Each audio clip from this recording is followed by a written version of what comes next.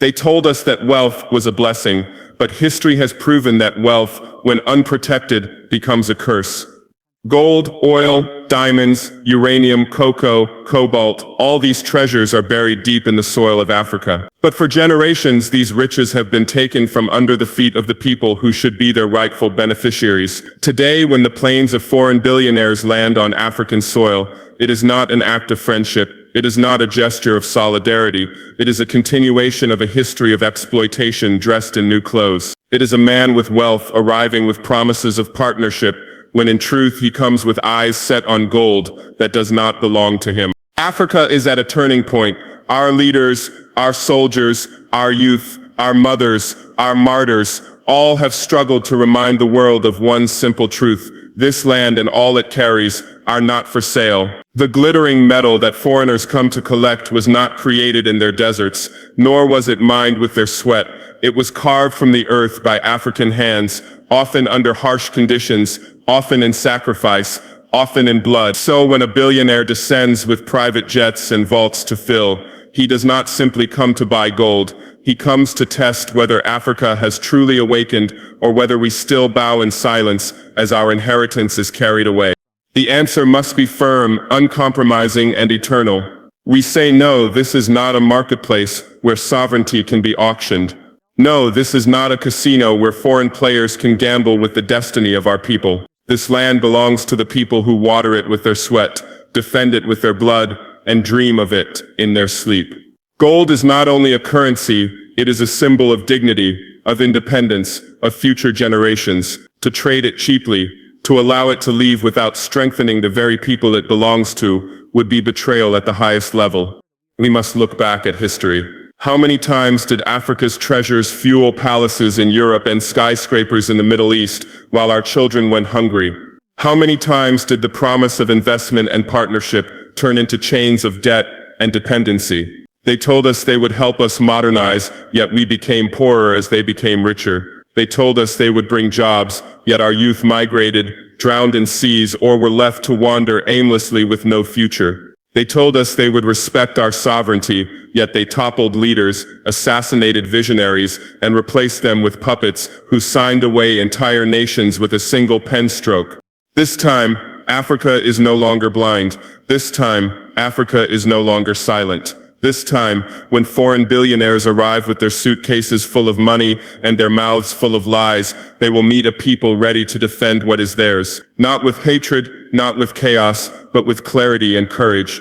Africa is not anti-partnership. Africa is anti-exploitation. We are not against business. We are against theft. If one comes in true fairness, if one comes with respect, if one comes with the understanding that the gold of Africa must first benefit African children, then and only then can we talk about trade. But what we see too often is not trade, it is plunder with a handshake.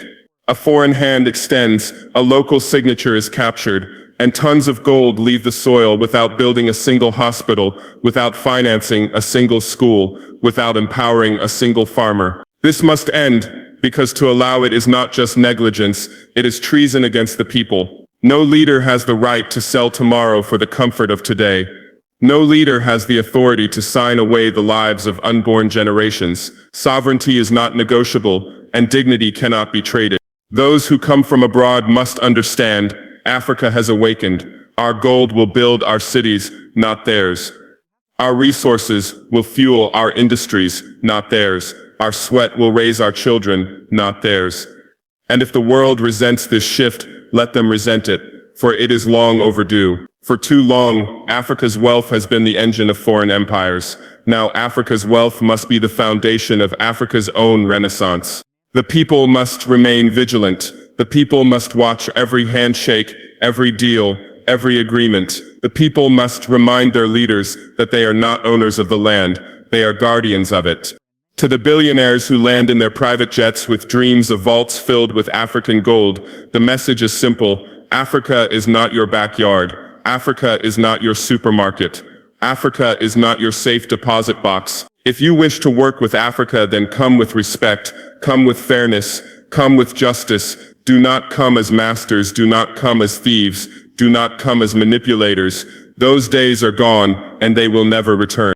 We must declare once and for all that the era of selling sovereignty for loans and bribes is over. The era of trading dignity for praise in foreign capitals is over. The era of allowing billionaires to walk into our lands and walk out with our treasures while our people remain poor is over. The era of silence is over. The era of resistance has begun, and the era of victory is near. Africa's gold must remain in Africa. It must finance roads, not foreign mansions. It must light schools, not foreign cities. It must pay for hospitals, not foreign armies. It must empower African women, employ African youth, strengthen African families, and inspire African generations. That is its sacred duty, and that is the promise we owe to those who came before us, and those who will come after us. The struggle is not easy. The temptations are many.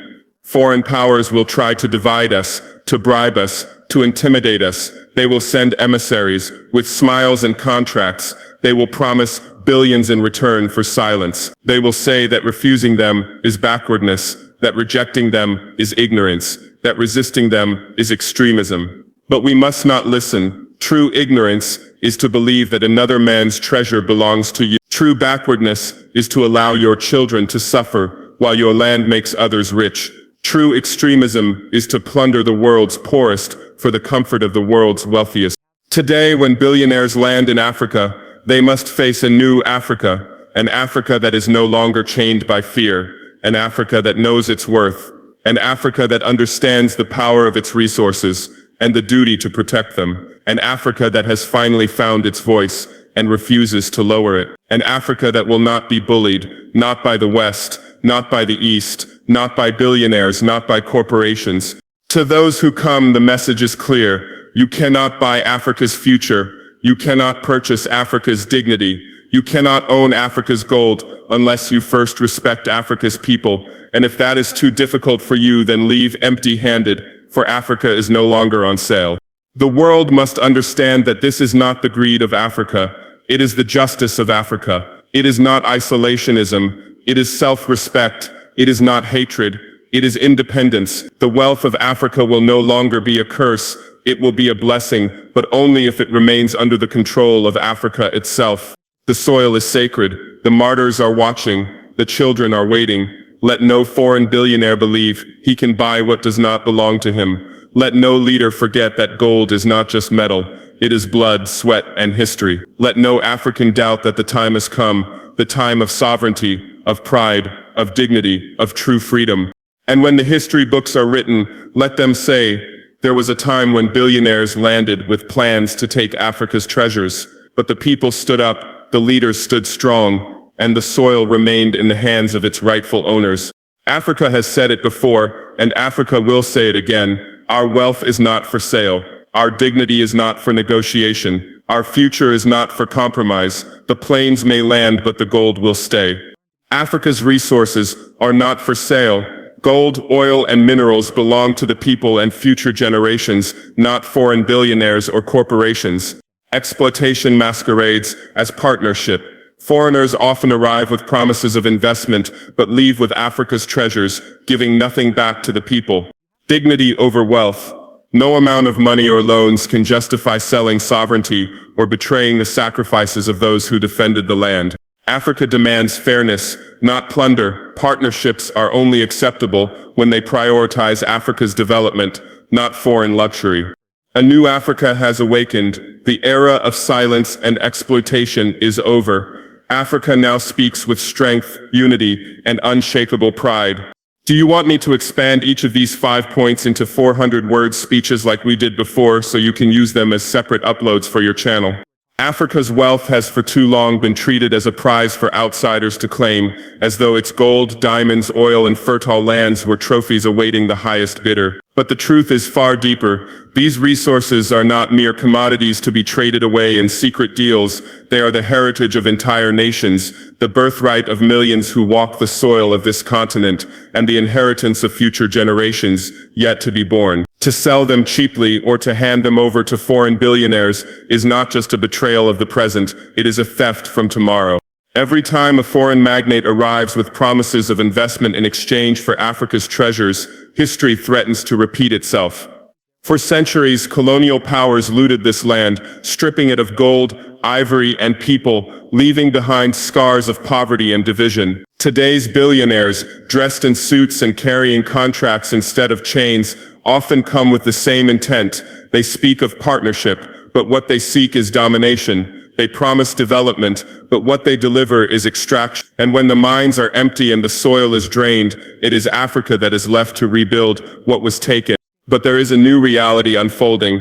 The continent is awakening to the fact that resources must no longer be a curse, but a foundation for sovereignty and dignity. Gold should not enrich the vaults of foreign banks while African children go hungry. Oil should not power the industries of distant capitals while villages here remain in darkness. The wealth of Africa must fuel Africa's own rise, its schools, its hospitals, its armies, its technology, its unity. To say that Africa's resources are not for sale is to affirm that dignity is greater than dollars. It is to declare that no amount of foreign wealth can replace self-respect, and no short-term profit can outweigh the long-term destiny of a continent. This is not rejection of cooperation, but rejection of exploitation. Partnerships will only be honored when they are fair, when they build African industries, when they leave African soil richer, not poorer, after they depart. The world must understand, Africa is not a warehouse for others, it is a homeland with its own future, and that future cannot and will not be bought. Exploitation rarely arrives wearing its true face. It comes dressed in promises, polished speeches, and contracts written in fine print that disguise change as opportunities. This is the reality Africa has endured for centuries and continues to face today. Foreign billionaires, corporations, and powers often arrive declaring friendship, cooperation, and investment. They speak of progress, jobs, and shared prosperity, but beneath these words often lies an agenda of plunder.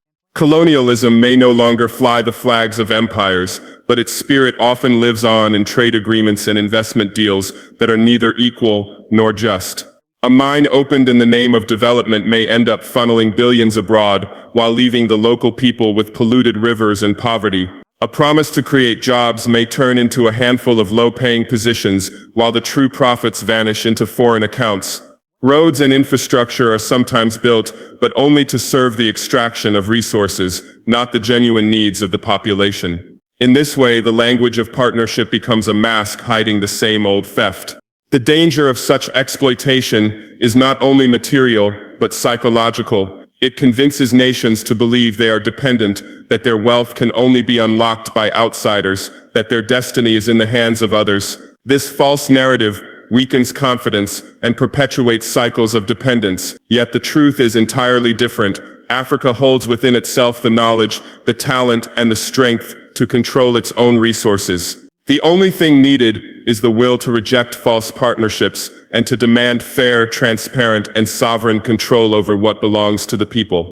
Exploitation masquerading as partnership must be exposed for what it is. To unmask it is to break the cycle. True cooperation can exist, but only when both parties walk away stronger, when both nations benefit, and when dignity is not sacrificed for profit. Any so-called partner that demands blind surrender of resources, that takes without giving back, is not a friend but a thief in disguise. The new era rising in Africa demands vigilance. No longer can sweet words hide bitter realities. No longer can exploitation hide beneath the mask of partnership. The continent's wealth must serve its people first, and anyone who comes with another plan must be told, firmly and clearly, Africa is not for sale. There are moments in history when a people must decide what they value most, dignity or wealth. For too long, the world has dangled riches before Africa, offering gold, oil, and minerals in exchange for silence, submission, and control. Yet wealth without dignity is an empty prize. What use is gold if it comes with chains? What meaning does prosperity hold if it is purchased at the cost of self-respect, freedom, and the right to choose one's own destiny? Dignity is priceless because it cannot be bought, sold, or traded. It is the foundation of sovereignty, the essence of identity, and the soul of a nation. Without dignity, wealth becomes a curse.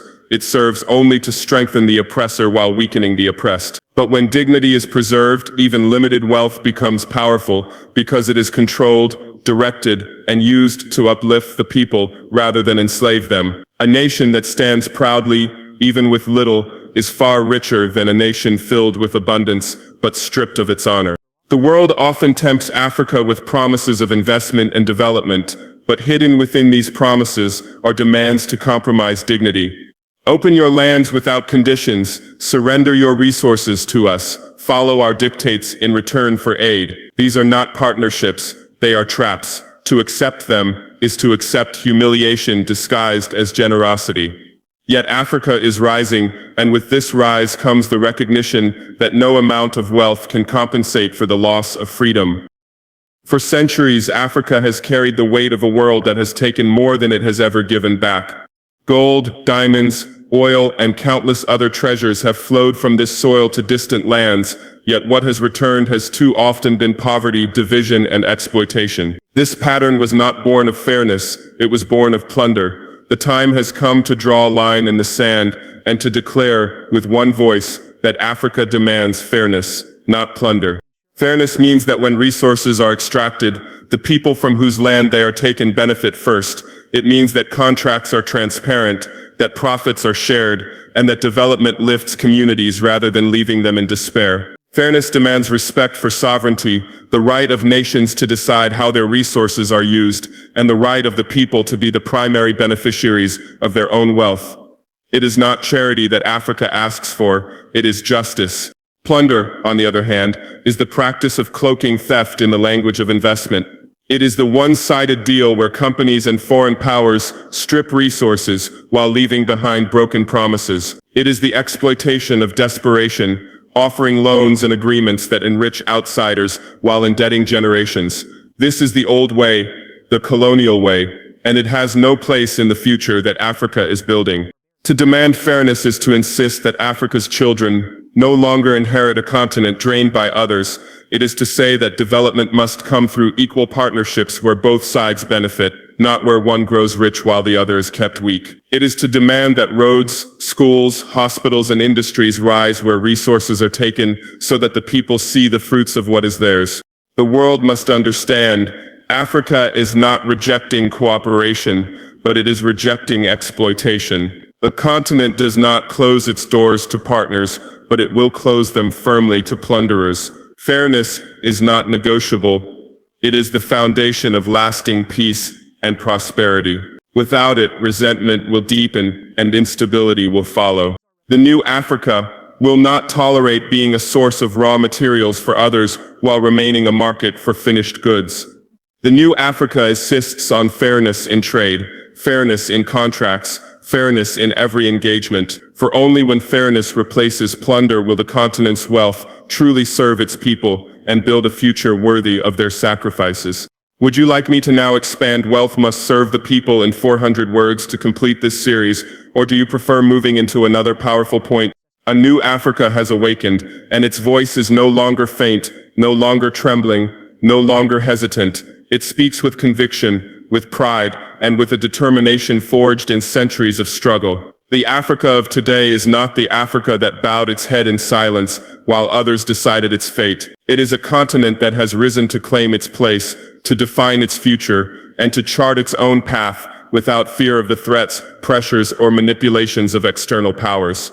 This awakening is not about anger, but about clarity. For too long, Africa was told that it needed guidance, that it was too weak to stand, too divided to prosper, too dependent to build. But the truth has shattered these lies. Across the continent, there is a recognition that the greatest wealth is not just in the gold, oil, or minerals beneath the soil, but in the strength, intelligence, and creativity of its people. The awakening is a reminder that Africans are not beggars at the table of nations. They are rightful participants, bringing their own vision, resources, and solutions. The awakening also means no longer accepting the false friendships that mask exploitation. It means questioning deals that enrich the few while impoverishing the many. It means lifting the veil on policies dressed in the language of aid, but designed to keep Africa weak and dependent. The new Africa does not ask for permission to grow. It takes its destiny in its hands and sets its eyes on justice, equality, and dignity. This new spirit is not confined to one nation, it is spreading across borders, inspiring movements, and giving hope to millions who once felt powerless. It is the spark of unity, showing that when Africans stand together, no foreign power can dictate their future. It is the realization that sovereignty is non-negotiable, and that development must serve the people before it serves anyone else. A new Africa has awakened, and it will not go back to sleep. The chains of dependency are being broken, the old scripts of exploitation are being torn apart, and a new story is being written by Africans themselves. This is not just a political awakening but a spiritual one, the birth of a generation that sees itself not as victims of history but as the authors of a future filled with pride, dignity, and strength.